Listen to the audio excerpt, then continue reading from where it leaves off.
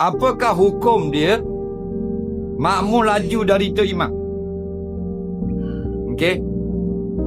Hadis tadi dulu kena pegang molek. Ju'ilal imamu liyutamma bih. Dijadikan imam itu liyutamma, supaya di follow, supaya diikut.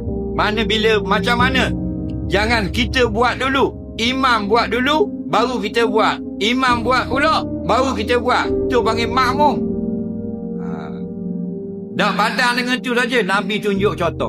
Iza kabbaral imamu fakabbiru. Bila imam takbir, mung pula takbir. Wa iza raka'a farka'u. Bila imam rokok, mung pula rokok.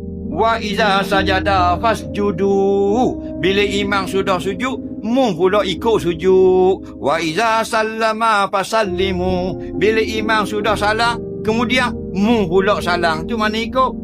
Okey. Kalau kita dulu sama daripada imam, mana hukum? Kalau tidak tersengaja, dimaafkan. Kalau sengaja jadi tabiat, berdosa. Dah batal tak sembahyang dalam mazhab Syafi'i, lagi tak pitah 2 rukun tak batal. Serukun saja berdosa. Banyak berlaku gitu. Tu imam tengah rakaat lagi, dia akad dah Allah. Tu imam tengah sujud, dia akad dah kepala Allahu Akbar. Betul tak? Cuma ingatlah, akhirat kat gini, kepala dia cabut. Orang yang akad kepala dulu pada imam, dalam rakaat sujud, kepala dia tukar. Nabi kata, ala yakhaful ladzi yarfa'u ra'sahu qabla al-imami an yahwilallahu lahu ra'sal himar yaumal qiyamah.